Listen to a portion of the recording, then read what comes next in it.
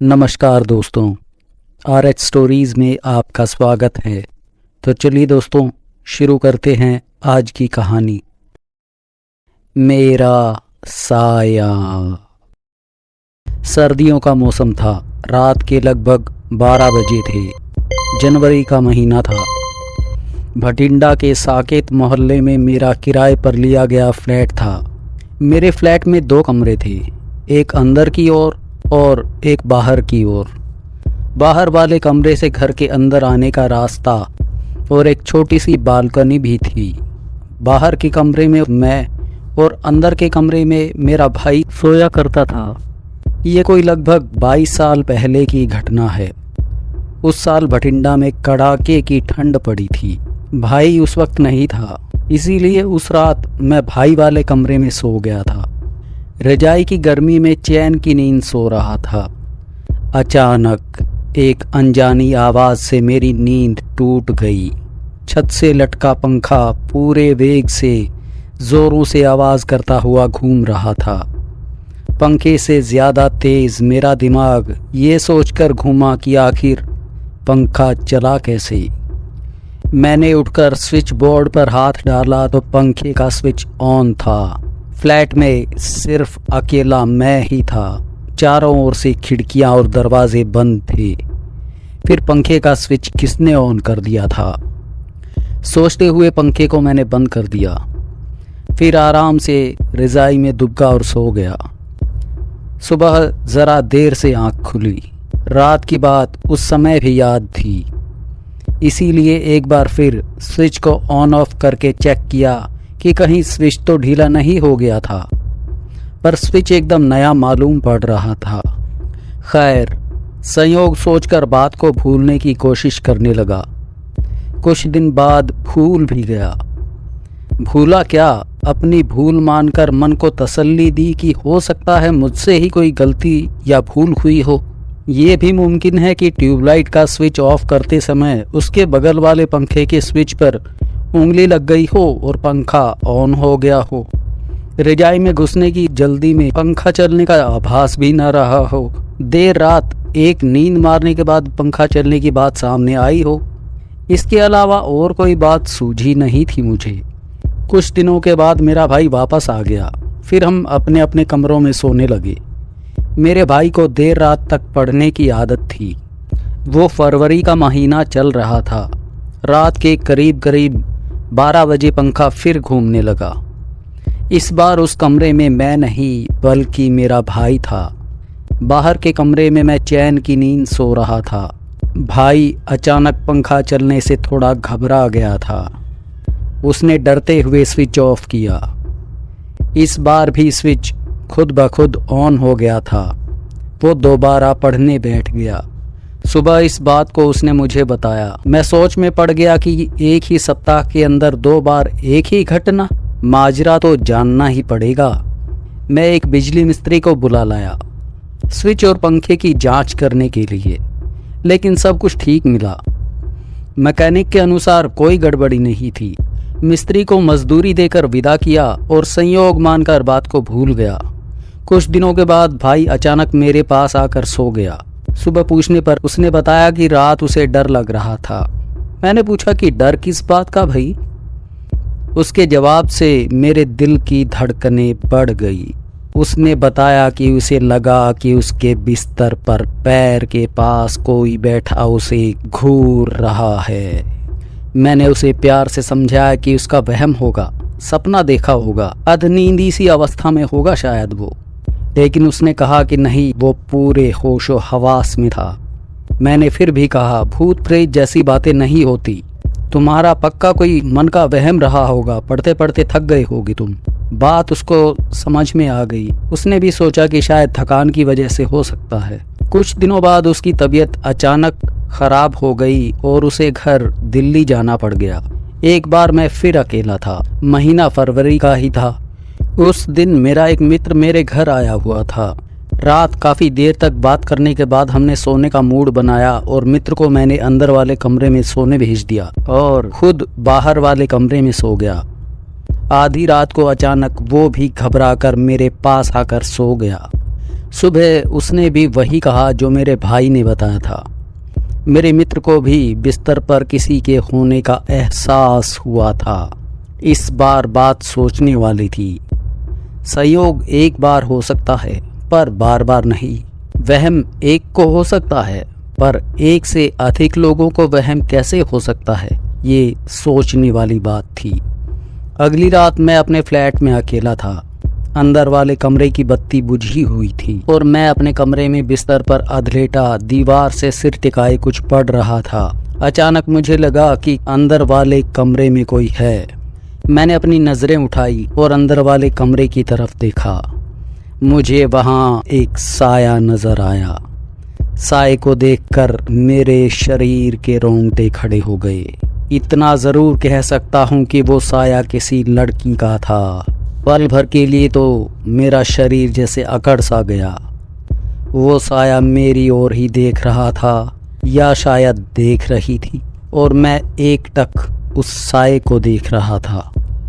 लगभग 20-25 सेकंड के बाद मैंने अपने शरीर को बुरी तरह झंझोड़ा और बिस्तर से उठकर अंदर वाले कमरे की ओर बढ़ा। पर दरवाजे तक पहुंचते पहुंचते वो साया मेरी ही आंखों के सामने गायब हो गया।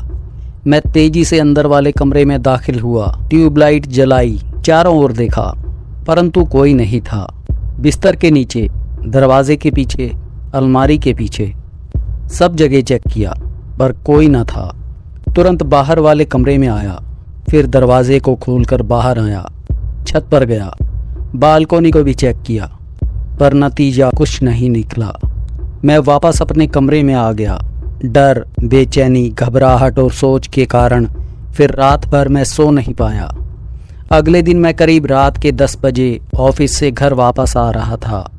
अपने घर की गली में पहुंचकर बस ऐसे ही अपने फ्लैट की ओर नीचे से जानने के लिए कि खाना बनाने वाली आई है या नहीं, मैंने एक नज़र डाली।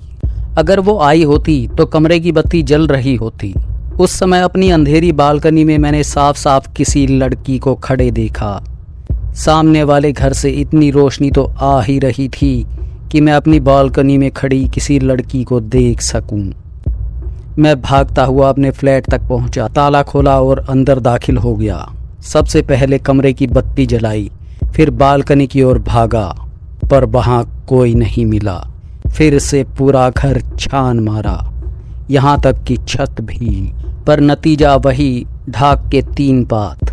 मेरे घर की बालकनी के सामने वाले घर की छत है जिस पर एक तथाकथित आंटी खड़ी थी।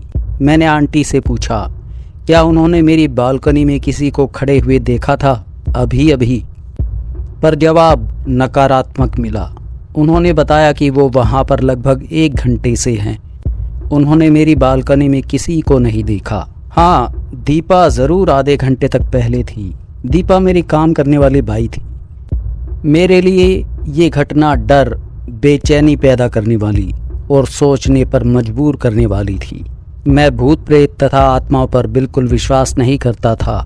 बीएससी करने के बाद एमबीए और फिर तुरंत नौकरी पा जाने के बाद मैं एक मल्टीनेशनल कंपनी में मनचाही नौकरी पर पसंदीदा जॉब पा गया था। जॉब इतनी अच्छी थी कि अपने पैतृक निवास दिल्ली से भटिंडा आ गया था। रहने के लिए 2 कमरों का वेल फर्निश्ड फ्लैट किराए पर मिल गया था। फ्लैट के मालिक पिताजी से परिचित थे और कुछ हद तक दोस्त भी थे। उनका नाम था राहुल खन्ना। मेरे पिता और मिस्टर राहुल खन्ना, जिन्हें मैं खन्ना अंकल का संबोधन देता था, सेंट्रल गवर्नमेंट के एक ही विभाग रेलवे में मुलाजिमत की थी। दोनों ही आगे पीछे रिटायर हुए थे। मेरे पिताजी ने सर्विस के दौरान अपनी ज़िंदगी सेट कर ली थी। पेंशन के अलावा 4 दुकानों से इतना अच्छा किराया आता था कि उन्हें किसी और ढंग से आय बढ़ाने की ज़रूरत महसूस नहीं हो रही थी। अलबत्ता खन्ना अंकल ने रिटायरमेंट के बाद मिलने वाला फंड का पैसा तथा पूर्व में बचाई गई लाखों की रकम प्रॉपर्टी को खरीद बनवा कर करीब 50,000 माहवार की आमदनी का जरिया बना लिया था। वे प्रॉपर्टी डीलिंग के कामों को बढ़ाते जा रहे थे। अपनी स्वयं की पारिवारिक और खन्ना अंकल की पृष्ठभूमि बताने की आवश्यकता इसीलिए पड़ी क्योंकि आगे की कहानी में उसका महत्वपूर्ण योगदान है। लड़की के साय के मामले में बालकनी वाली आंटी से नकारात्मक उत्तर पाकर मैं भय की छुरछुरी से भर उठा था। मैं अपने फ्लैट की ओर कदम बढ़ाने की हिम्मत ना संजो पा रहा था। हर पल इस बात को सोचकर रोंगटे खड़े हो रहे थे कि यदि अपने कमरे में जाने के बाद वो मेरी प्रतीक्षा करती मिली तो क्या होगा। इस क्या होगा का मेरे विवेक द्वारा कोई उत्तर नहीं दिया जा रहा था। जैसे जैसे जवाब नहीं मिल रहा था, दिल की धड़कनें बढ़ रही थी, डर का भाव बढ़ता जा रहा था। और फिर अचानक मेरे कदम पीछे सरके तो फिर मेरे लिए पलटकर भागने जैसी स्थिति हो गई। कॉलोनी से बाहर आकर मेरी जान में जान आई। अब मेरे सामने समस्या थी कि जाऊं तो जाऊं कहाँ। एक ही सहारा था, खन्ना अंकल। पापा के मित्र तो थे ही वो। मैंने ऑटो लिया और खन्ना अंकल के यहाँ पहुंचकर उनकी कोठी की घंटी बजाई। दिल में ये भी ख्याल था कि पता नहीं जागते मिलेंगे या नौकर आकर कह देंगे कि सो चुके हैं। पर वे स्वयं बाहर आए।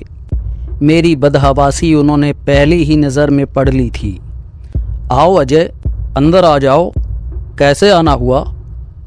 वे मुड़े और मुझे ड्राइंग रूम में बुला लिया। मैंने बगैर भूमिका बांधे साय वाली बात बतानी शुरू की ही थी कि वे चिंतित से नजर आने लगे और फिर चिंता भरे स्वर में बोले, अरे तुम्हारे साथ भी। उनके चौंकने का अंदाज और वाक्य ही इस बात का आभास कराने के लिए काफ़ी थे कि पहले भी किसी के साथ ऐसी घटना घट चुकी है। मुझे अपनी सारी बात बताने की जल्दी थी, इसीलिए विलंब किए बगैर मैंने आप पंखा चल जाने से लेकर साय के दिखने की पूरी घटना सविस्तार बता दी। मेरी पूरी बात सुनकर खन्ना अंकल ने गंभीर और चिंतित स्वर में कहा, ठीक ऐसी ही बातें पिछले किराएदार ने भी बताई थी और वहाँ रहने को तैयार नहीं था। तब मैंने समझा कि उसे बेहतर जगह मिल गई है और वो फ्लैट छोड़ने के लिए एडवांस रकम लेने के बहाने ये बात बता रहा है। मैंने उसकी एडवांस मनी 1 माह का किराया काट के लौटा दी। उसके जाने के बाद कई महीनों तक वो फ्लैट खाली ही रहा था। तुम आए तो बगैर इस बात पे ध्यान दिए कि पहले वाला किराएदार क्यों चला गया है, मैंने तुम्हारी व्यवस्था उसी खाली फ्लैट में करा दी। यकीन मानो अजय, मुझे यदि थोड़ा सा भी आभास होता कि उसकी बात में सच्चाई है तो मैं तुम्हें वहां रहने के लिए बिल्कुल भी नहीं कहता। कॉलोनी का एक फ्लैट सप्ताह पहले ही खाली हुआ है। वो स्थान तुम्हारे ऑफिस से करीब भी पड़ेगा। तुम कल अपना सामान वहां शिफ्ट कर देना। ठीक है बेटा। जी अंकल, मैंने कहा। और उसके बाद इससे पहले कि मैं पूछता कि आज का क्या होगा अंकल, उन्होंने स्वयं ही कहा, आज तुम मेरे यहाँ ही रहोगे, गेस्ट रूम में। मैं तुम्हारे खाने पीने का इंतजाम कराता हूँ। कहकर वे उठकर शीघ्रता से अंदरूनी हिस्से की ओर बढ़ गए। खन्ना अंकल चूंकि पिताजी के अच्छे दोस्त थे, उन्होंने मकान और किराएदार वाला रिश्ता नहीं, दोस्त के बेटे का रिश्ता और व्यवहार निभाया। वो रात मेरे लिए घर जैसी गुजरी। अगले दिन मुझे कार में बिठाकर खन्ना अंकल रामनगर कॉलोनी वाले खाली फ्लैट में ले गए। मैंने उसे पसंद किया। वो इलाका साकेत कॉलोनी की अपेक्षा खासा गुलजार था। मुझे ये जगह खूब पसंद आई।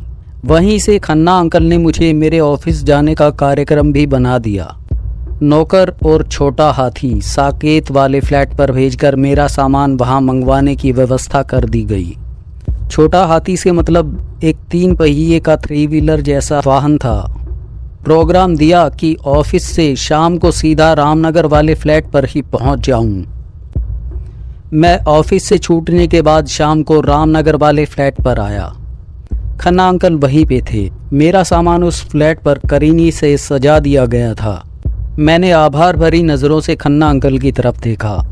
उन्होंने मेरे मन के भाव पढ़ लिए। वो बोले, अब तो संतुष्ट हो ना बेटा। आपका हृदय से आभारी हूँ अंकल।